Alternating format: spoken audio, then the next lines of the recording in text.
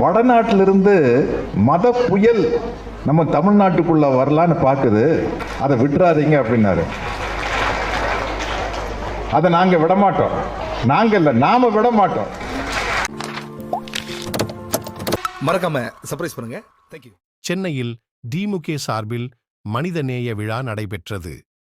அந்த நிகழ்ச்சியில் கலந்து கொண்டு உரையாற்றினார் நடிகர் சத்யராஜ். வடநாட்டிலிருந்து மத புயல் நம்ம தமிழ்நாட்டுக்குள்ள வரலான்னு பார்க்குது, அதை விட்டுறாதீங்க அப்படின்னாரு.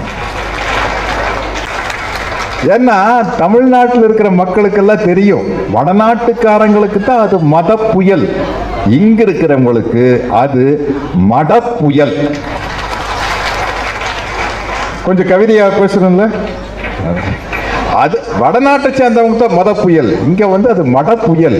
ஏன்னா இங்க எல்லா மதத்தை சேர்ந்தவங்களும் அவ்வளவு ஒத்துமையா அண்ணன் தம்பியா பழகிட்டு இருக்கிறோம். மதத்தை சாராத என்னை போன்றவர்களும் எந்த மதத்தையும் சாராத என்னை போன்றவர்களும் தோழர் அருள்மொழி அவர்களும் நாங்க எல்லாருமே ஒண்ணு மண்ணாதான் பழகிட்டு இருக்கிறோம். அப்புறம் இங்க எப்படி மதத்தை வச்சு அரசியல் பண்ணவே முடியாது. அதனாலதான் சொல்றாரு மத புயல் அல்ல மட புயல். அவ்வளவு ஃப்ரெண்ட்லியா இருக்கிறாங்க, நாங்க எல்லா மதத்தை சேர்ந்தவங்களும் அவ்வளவு ஒற்றுமையா இருக்கீங்களா, இது எப்படி பண்ண முடியும்? இந்த நீதி கட்சியினுடைய நீச்சிதான் அப்படின்னு தோழர் அருள்மொழி சொன்னாங்க. பள்ளிக்கூடத்தை குலக்கல்வி திட்டத்தை கொண்டு வந்து ராஜாஜி அவர்கள் மூடுனாங்க. அப்ப மூடுறதுக்கு முன்னாடி பள்ளி யாரு திறந்தாங்க அப்படின்னு அருமையா சொன்னாங்க, நீதி கட்சி திறந்து வைத்த பள்ளி அது. அப்பொழுது அவர் பேசும்போது தமிழகத்தில் வாழும் மக்கள் அனைவரும் ஒற்றுமையுணர்வுடன் வாழ்ந்து வருகின்றனர். எல்லா மதத்தவரும் சகோதரத்துடன் பழகி வருகின்றனர். அப்படியிருக்க மதச்சார்பு கட்சிகளுக்கு இங்கு வரவேற்பில்லை. வடக்கில் இருந்து வரும் மத புயலை அவர்கள் தமிழகத்திற்குள் விடமாட்டார்கள் என்று கூறியுள்ளார். மேலும் அவர் நீட் தேர்வு பற்றி குறிப்பிடும்பொழுது, நீட் தேர்வுக்கு முன்பே அந்த காலத்தில் அவர்கள் ஒரு திட்டத்தை வைத்திருந்தனர். மருத்துவக் கல்லூரியில் சேர்வதற்கு சமஸ்கிருதம் தெரிந்திருக்க வேண்டும் என்று தெரிவித்திருந்தனர். மருத்துவக் கல்லூரிக்கும் சம்ஸ்கிருதத்திற்கும் என்ன சம்பந்தம்? நம் பிள்ளைகள் மருத்துவம் படிக்கக்கூடாது என்ற எண்ணத்தில் அப்படி ஒரு திட்டத்தை தொடங்கியவர்கள் இப்போது அதே திட்டத்தை நீட் என்ற பெயரில் செயல்படுத்தி வருகின்றனர். தந்தை பெரியாரின் தொண்டர் அறிஞர் அண்ணா, அண்ணாவின் தொண்டர் கலைஞரும் எம்.ஜி.ஆரும், அவர்களைத் தொடர்ந்து முதல் அமைச்சர் மு.க. ஸ்டாலினும் பெரியார் வழி வந்தவர். நமக்குள் நடப்பது பங்காளிச் சண்டை, இந்த பகையாளியை உள்ளே விட்டுவிடக்கூடாது. இன்றைய காலத்தில் பெண்கள் சரிசமமாக உட்கார்ந்திருப்பது மகிழ்ச்சியாக இருக்கிறது. ஒரு கொள்கையும் சித்தாந்தமும் பெண்களிடம் ஆழமாக பதிய வேண்டும். முதலமைச்சர் மு.க. ஸ்டாலின் தலைமையில் இயங்கும் இந்த ஆட்சி தொடர்ந்து நன்மைகளை செய்து கொண்டுதான் இருக்கும். வளர்ச்சிப் பாதையில் தமிழ்நாட்டை அழைத்துக் கொண்டு செல்லும். அறநிலையத்துறைக்கு அமைச்சர் சேகர் பாபு எப்படி அரணாக திகழ்கிறாரோ அப்படி இந்த ஆட்சிக்கு நாம் எல்லோரும் அரணாக இருக்க வேண்டும் என்று சத்யராஜ் கேட்டுக்கொண்டார். நீட்டுக்கு முன்னாடியே அவங்க ஒரு பெரிய கேட் அந்த காலத்துல போட்டிருக்காங்க. அது எனக்கு சரியா தவறான்னு தெரியல, தோழர் அவர்கள் சொன்னோம். நீதி கட்சி ஆட்சிக்கு வர்றதுக்கு முன்னாடி இது பாருங்க எவ்வளவு காமெடியான விஷயம். உண்மையா இருந்தா மெடிக்கல் காலேஜில் சேர்றதுக்கு சான்ஸ்கிரிட் தெரிஞ்சிருக்கணும் இல்லையா? இதை விட ஒரு சூப்பர் காமெடி யாருமே பண்ண முடியாதுங்க. மெடிக்கல் காலேஜுக்கு சமஸ்கிருதத்துக்கு என்ன சம்பந்தம்? சமஸ்கிருதம் தெரிஞ்சிருந்தா தான் மெடிக்கல் காலேஜில் சேர முடியும்னு ஒரு திட்டம் வச்சா தான் நம்ம பிள்ளைங்கள சேர முடியாது. இப்ப அதே திட்டத்தை நீட் அப்படின்னு கொண்டு வராங்க பாருங்க. அதாவது நம்மளை படிக்க விடக்கூடாதுன்னு கங்கணம் கண்டிக்கிட்டு எதையோ பண்றாங்க, ஆனா நம்ம படிச்சுக்கிட்டே இருக்கிறோம்.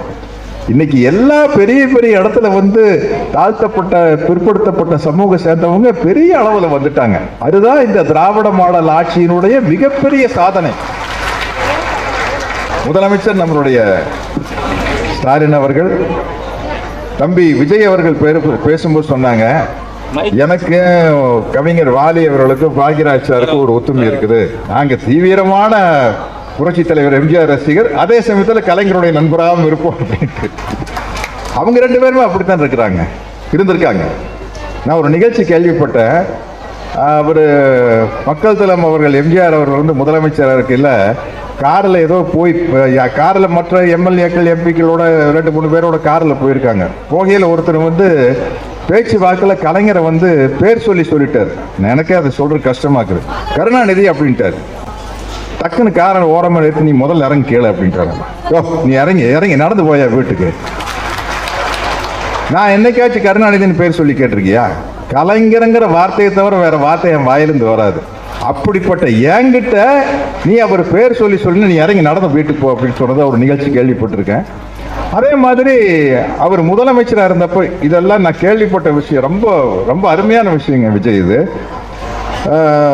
மக்கள் தலைவர் புரட்சி தலைவர் எம்ஜிஆர் அவர்கள் முதலமைச்சராக இருந்தப்போ எதிர்கட்சி தலைவராக கலைஞர் இருக்காரு. அப்போ அவர் பிஏவை யாரையும் விட்டு கேட்டு வர சொன்னாரு. கலைஞர் ஃப்ரீயா இருந்தாருன்னா நான் அவர் கொஞ்சம் பார்க்கறதுக்கு வரேன்னு சொல்லுங்க அப்படின்னு. அவர் போய் எதிர்கட்சி தலைவராக கலைஞர்கிட்ட கேட்டிருக்காரு, நீங்க ஃப்ரீயா இருந்தா சிஎம் உங்களை பார்க்க வர்றாரு அப்படின்னு. அது இல்லையா சிஎம் என்ன பார்க்க வருது? நான் எதிர்கட்சி தலைவர் நான் தான் போய் பார்க்கணும் அப்படின்ட்டு. இல்லை நான் தான் வருவேன். என்ன பிரச்சனைனா நான் கேள்விப்பட்டது பெருந்தலைவர் காமராஜருடைய ஒரு மிகப்பெரிய படத்தை சட்டசபையில் திறக்கிறாங்க. அதுக்கு கீழே வந்து பெருந்தலைவர் காமராஜர் அவர்களை பற்றி அழகான ஒரு வாசகம் எழுதணும். அதுக்கு எம்ஜிஆர் அவர்கள் சொல்றாங்க, இதுக்கு ஒரு நல்ல வாசகம் எழுதுறதுன்னா அது கலைஞர்னால தான் முடியும். அதை விட ஒரு சிறப்பா ஒரு வாசகத்தை யாருனாலும் எழுத முடியாது. அதனால ஃப்ரீயா இருந்தா நான் அவரை வந்து பார்க்கிறேன்னு சொன்ன ரெண்டு பேர்த்துக்குள்ளே சண்டை. எதுல நீ பார்க்க வரதா நான் பார்க்க வரதான்னு சண்டை. அவ்வளவு மிகச்சிறந்த நண்பர்கள் ரெண்டு பேரும். அதனால வந்து மனசுல வந்து ஏற்பட்ட சில வருத்தங்களால ஏற்பட்ட பிரிவுகள் தான் ஒழிய எல்லோருமே வந்து தந்தை பெரியாருடைய தொண்டர், பேரறிஞர் அண்ணா, அண்ணாவின் தொண்டர் கலைஞர் அவர்களும் மக்கள் தலைவர் எம்ஜிஆர் அவர்களும் இன்று நம்ம தமிழ்நாடு முதலமைச்சர் ஸ்டாலின் வழக்கு அங்க பெரியார் வழி வந்தவர்கள். அதனால வந்து எங்களுக்குள்ள இருக்கிறதெல்லாம் வந்து பங்காளி சண்டை தான். இந்த பகையாளி உள்ள விட்டுறக்கூடாது. அதில் நம்ம கேர்ஃபுல்லா இருந்தோம். ஏதோ நம்மளுக்குள்ள அடிச்சுக்குவோம் போய்க்குவோம் அந்த மாதிரி தான் வச்சுக்க முடியும் மொழிய. இப்போ நான் ஏன் வந்து அந்த மட புயல் உள்ள வந்துடக்கூடாதுன்னு சொல்றேன் தெரியுமா? மத புயலுங்கிற மட புயல் ஏன் உள்ள வரக்கூடாதுன்னா, இப்போ பாம்பேக்கு நான் ஒரு ஷூட்டிங் போனேங்க. பாம்பேல பீஃப் ஸ்டாலே கிடையாது. அப்போ ஒருவருடைய உணவு எதை சாப்பிடலாம், நான் எதை சாப்பிடக்கூடாதுங்கிறத டிசைட் பண்ண வேண்டியது நான் தானே. நீ எப்படி டிசைட் பண்ணல நான் என்ன சாப்பிடலாங்கிறத? இவ்வளவு ஆபத்து இருக்குது. மேலிருந்த வாரியா பார்த்தா தெரியாது. ரொம்ப ஒத்துமையா இருக்கிறோம் இங்கு. இந்து, முஸ்லிம், கிறிஸ்துவர்கள், கடவுள் நம்பிக்கை இல்லாதவர்கள், அனைத்து மதத்தை சேர்ந்தவர்களும் அனைத்து ஜாதியை சேர்ந்தவர்கள் நல்லபடியா ஒற்றுமையா இருக்கிறோம். இந்த ஒற்றுமை சீர்குலைந்து போகக்கூடாது. ஏன்னா நம்ம முன்னோக்கி தான் போகணும். ஆகையினால் இன்று தமிழ்நாடு முதலமைச்சர் ஸ்டாலின் அவர்கள் தலைமையில் இயங்கும் இந்த திராவிட மாடல் ஆட்சி தொடர்ந்து நன்மைகளை செய்து கொண்டேதான் இருக்கும். வளர்ச்சி பாதையில் தமிழ்நாட்டை அழைத்து கொண்டே செல்லும். ஆகையால் இதற்கு எப்படி அறநிலையத்துறைக்கு அரணாக சேகர் பாபு இருக்கிறாரோ அதை போல இந்த திராவிட மாடல் ஆட்சிக்கு அரணாக நாம் எல்லோரும் இருக்க வேண்டும் என்று கூறி விடைபெறுகிறேன். நன்றி, வணக்கம்.